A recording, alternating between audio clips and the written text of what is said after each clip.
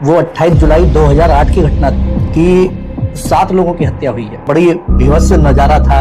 7 लोगों की गोली लगी हुई हत्या, जो शव पड़े हुए थे, सोने का कुंडल नीचे पड़ा हुआ था, चारों तरफ खून ही खून था। आप सुनकर कांप जाएंगे। चीकू 2 साल की उम्र थी उसकी। जब हम मौके पर पहुंचे, चीकू अपनी मां के सीने से लिपटा हुआ था, मरी हुई मृत अवस्था में। हत्यारों ने चीकू की पीठ पे बंदूक रखी थी शायद, उसकी पीठ पर गोली मारी, पीठ पे, और मां के सीने को भेदते हुए आर पार हुई। नमस्कार दोस्तों, साजिद सैफी हूं मैं और आप हमारी क्राइम सीरीज बेपर्दा देख रहे हैं। बेपर्दा में अभी तक हम आपको क्राइम एपिसोड दिखाते थे, उसमें बताते थे कि किस तरह कई बार छोटी सी सनक खून के रिश्तों पर भारी पड़ जाती है, कई बार हवस खून के रिश्तों पर भारी पड़ जाती है। लेकिन क्राइम सीरीज में अब हम अपने सिलसिले को जो आगे जारी रख रहे हैं, उसमें हम कोशिश करेंगे बीच बीच में हम वरिष्ठ पत्रकारों के साथ बैठकर कुछ ऐसे अपराधों के बारे में आपको बताएं जिनके बारे में आपने अगर देखा या पढ़ा होगा तो उसको उस लेवल पर जो उसकी अंदरूनी चीजें होती हैं, और जब एक पत्रकार कवरेज के लिए जाता है, जिन चीजों का सामना वो करता है वो कैसा होता है, क्या परिस्थितियां होती हैं, वो सारी चीजें पता चल सके, और साथ ही उस घटना के कुछ अनसुने पहलू भी आपके सामने हम रखने की कोशिश करेंगे। तो क्राइम सीरीज में आज जो हम बात करने जा रहे हैं, बुलंदशहर के एक ऐसे केस की बात करने जा रहे हैं जिसके लिए कहा जा सकता है कि उस केस ने पूरे देश को दहला कर रख दिया था।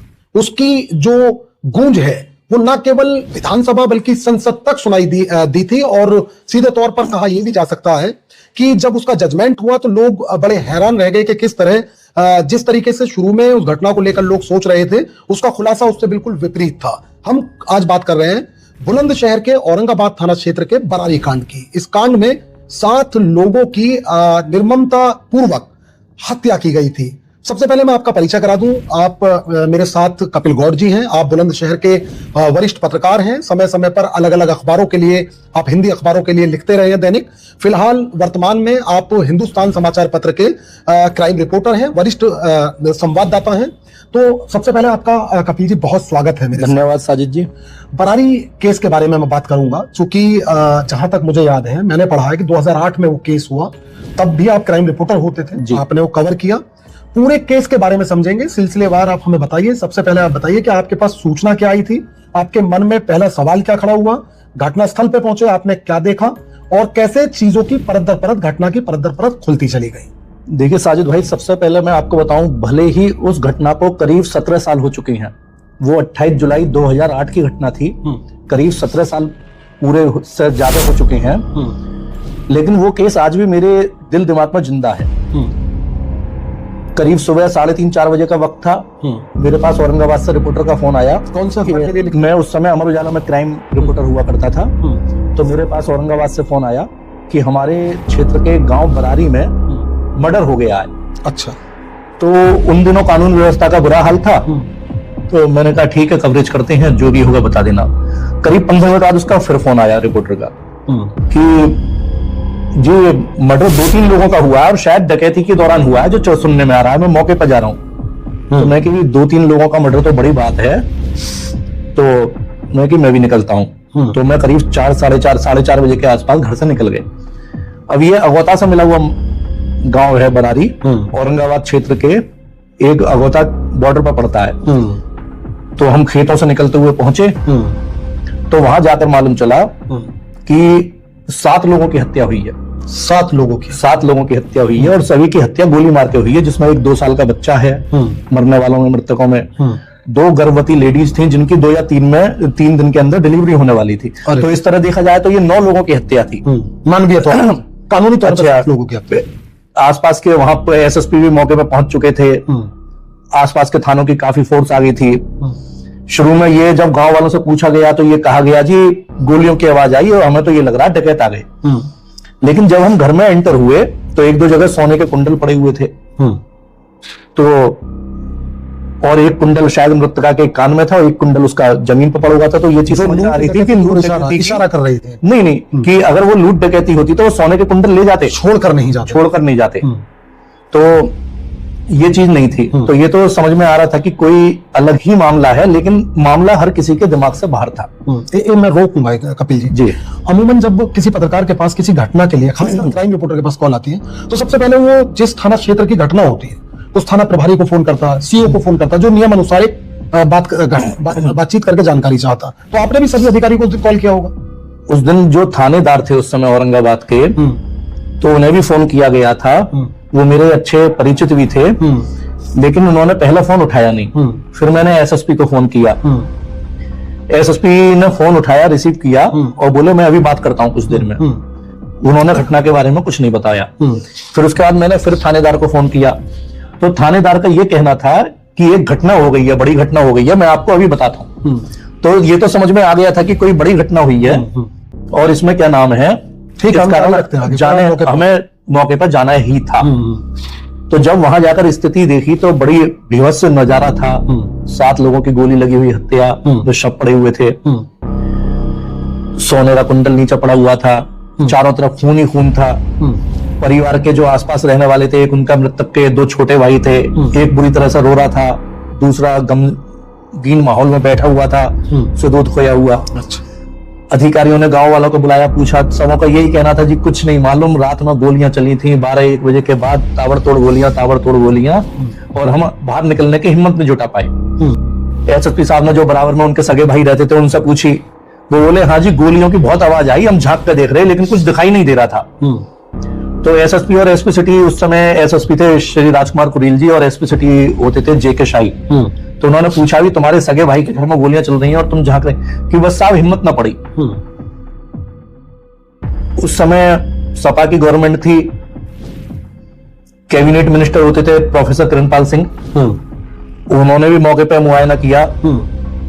तो उनका यह कहना था भी, प्रोफेसर किरणपाल सिंह एक काफी सीनियर लीडर रहे थे और बुलंदशहर उनका हाँ अगौता उनका पैतृक निवास होता था गाँव। तो बोले भी ये तो इतनी निर्मम हत्या है। वो आए थे, वो शब्द बोले ये तो कोई ऐसा अंदरूनी ही मामला लग रहा है, अंदरूनी मामला, रंजिश। तब तक पुलिस नहीं समझ रही थी, लेकिन वो प्रोफेसर किरणपाल सिंह इस चीज को समझ गए थे। बहरहाल पुलिस के अंदर खाने जांच चल रही थी। तो उसके एक भाई की भूमिका मरने वालों में जो है, मृतक का जो छोटा भाई था बीच वाला, उसकी एक भूमिका थोड़ी डाउटफुल लग रही थी। तो एसएसपी ने एसपी सिटी से बोला कि तुम जरा इसके घर पे किसी बहाने से होके आओ। तो एसपी सिटी ने बोले कि मुझे पानी पीना है। उसके घर पे गए एसपी सिटी, जेके शाही साहब, तो उन्होंने वहां एक सीढ़ी रखी हुई देखी, सीढ़ी पे खून लगा हुआ था। एसपी सिटी ने यह बात आकर एसएसपी को बताई। यानी ये वर्तमान दिवस की ही बात है, वर्तमान दिवस की करीब अधिकारी मौके पे घटनास्थल पे सुबह 4 बजे से पुलिस के पहुंचे 4-5 बजे से दोपहर के 12-1 बज गए थे, लेकिन कोई क्लू नहीं मिल रहा था। वो पहला क्लू था करीब 5-6 घंटे। तब तक अधिकारी डेरा डाले हुए थे गांव में। डीआईजी आ गए थे मेरठ जोन के, वो 5-6 घंटे में पहला क्लू था कि सीढ़ी पर खून लगा हुआ मिला। अच्छा, डीआईजी होते थे, आईजी नहीं होते? हाँ, उस समय आईजी नहीं होते थे, मेरठ रेंज के डीआईजी थे। तो एसएसपी बोले अभी पहले इन शवों का पोस्टमार्टम और अंतिम संस्कार होने दो, उसके बाद फिर इस बिंदु पे आगे जांच बढ़ाई जाएगी। फिर बहरहाल पुलिस ने जो मृतक थे सुखवीर सिंह, उनकी पत्नी सुरेन बाला थी, उनके 2 बेटे थे टिंकू और पिंकू। टिंकू की पत्नी थी ममता, रिंकू की पत्नी थी लता, उनका 2 वर्षीय पोता था चीकू। और आप सुनकर कांप जाएंगे, चीकू 2 साल की उम्र थी उसकी। जब हम मौके पर पहुंचे, चीकू अपनी मां के सीने से लिपटा हुआ था, मरी हुई मृत अवस्था में। हत्यारों ने चीकू की पीठ पे बंदूक रखी थी शायद, उसकी पीठ पर गोली मारी थी, जो चीकू के सीने को और मां के चीकू की पीठ पे और मां के सीने को भेदते हुए आर पार हुई थी। और दोनों की ऐसे ही दोनों की डेड बॉडी लिपटी हुई थी। और 2 क्या, वो 3 डेड बॉडी थी, क्योंकि वो मृतका भी गर्भवती थी जिसकी 1 या 2 दिन में डिलीवरी होनी थी। तो आपकी नौकरी में कपिल जी, आपने उससे पहले इतना बड़ा कोई ऐसा सामूहिक घटनाएं तो खूब देखी, लेकिन वो पहला ऐसा हत्याकांड था जिसमें 7 बॉडी एक सामूहिक हत्याकांड, नरसंहार कह सकते हैं। वरना मर्डर तो ट्रिपल मर्डर, 4 लोगों की हत्या, डबल मर्डर खूब हुए थे, लेकिन ये पहला ऐसा हत्याकांड था मेरे क्राइम रिपोर्टिंग के कार्यकाल में कि जिसमें 7 लोगों की एक साथ हत्या हुई थी। बहरहाल उसके बाद पुलिस में जब अंतिम संस्कार वगैरह हो गए, तो मृतक सुखवीर के छोटे भाई, उनका नाम होता था रणवीर, और उनका एक 16 साल का पुत्र था जो नाबालिग था। उन दोनों को हिरासत में ले लिया। ये मृतक के घर के जस्ट बराबर में ही रहते थे। अच्छा, दीवारें मिली हुई, जिनके घर पर खून लगी हुई सीढ़ी मिली थी। ये मृतक का सगा छोटा भाई था। हाँ। तो इन्हें जब हिरासत में ले लिया इन्हें टैकल किया गया। शुरू में मना करते रहे, जी हमारे तो परिवार में हो गई और आप हमारा ही उत्पीड़न कर रहे हो। सहानुभूति भी गाँव पुलिस की होगी उस वक्त इनसे? नहीं, सहानुभूति के बारे में मैं आपको बताऊं, सहानुभूति रणवीर के साथ किसी भी ग्रामीण की नहीं थी। अच्छा, अगर यानी दबी जुबान में ये था कि ये पारिवारिक कलह है हाँ। और रणवीर की ओर ही सबों का इशारा था, लेकिन कोई बोल नहीं रहा था इस चीज को। तो बहरहाल ये चीजें जब पुलिस ने टैकल करना शुरू किया तो पुलिस ने 36 घंटे के अंदर इस हत्याकांड का फिर खुलासा किया। उसमें सामने आया कि रणवीर ने और उसके नाबालिग पुत्र ने अपने एक छोटे जिन्होंने साजिश रची, रणवीर का एक छोटा भाई और था और रणवीर की पत्नी देवेंद्री, ये दो साजिश में शामिल थे, लेकिन हत्या को रणवीर ने अपने नाबालिग पुत्र के साथ मिलकर अंजाम दिया था।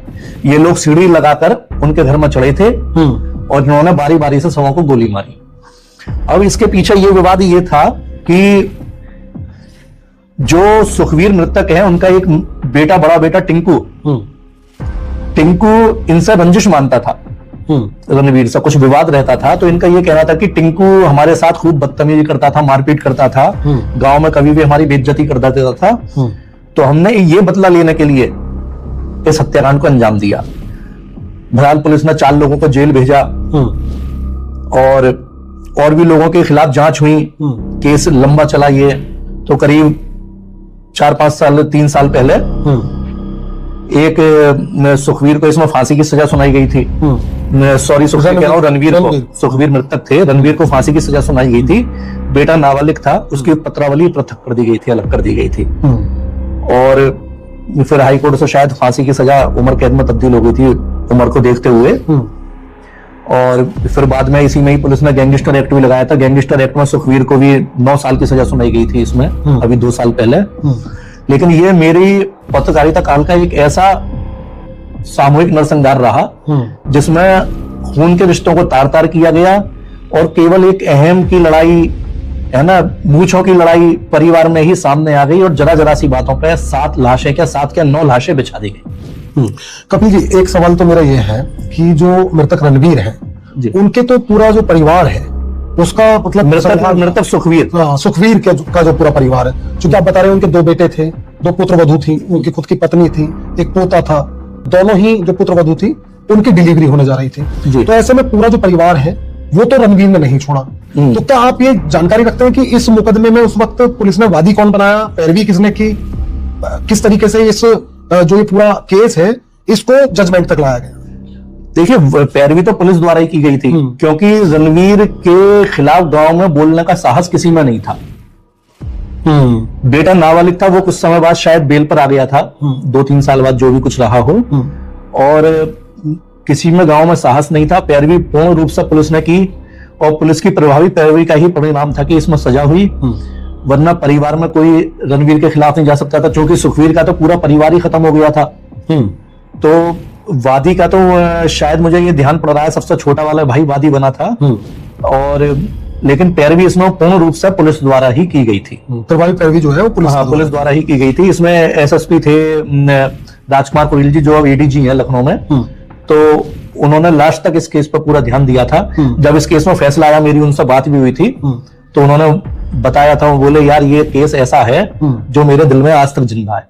छोटे छोटे मासूम बच्चे, तो वो तस्वीर पहली जो आप बता रहे हैं कि माँ से वो बड़ा दर्दनाक मतलब कि मंजर था जब हम पहुंचे थे वहां पर, वो आज भी दिमाग में, उसे कभी शायद जीवन में भूलना संभव नहीं होगा। ऐसे में आप हमारे दर्शकों को एक मैसेज और दो कि किस तरह से आदमी छोटी छोटी बातों को अहम बना लेता है, प्रतिष्ठा का विषय बना लेता है और ऐसी घटना कर बैठता है जिससे परिवार तबाह होते हैं। देखिए,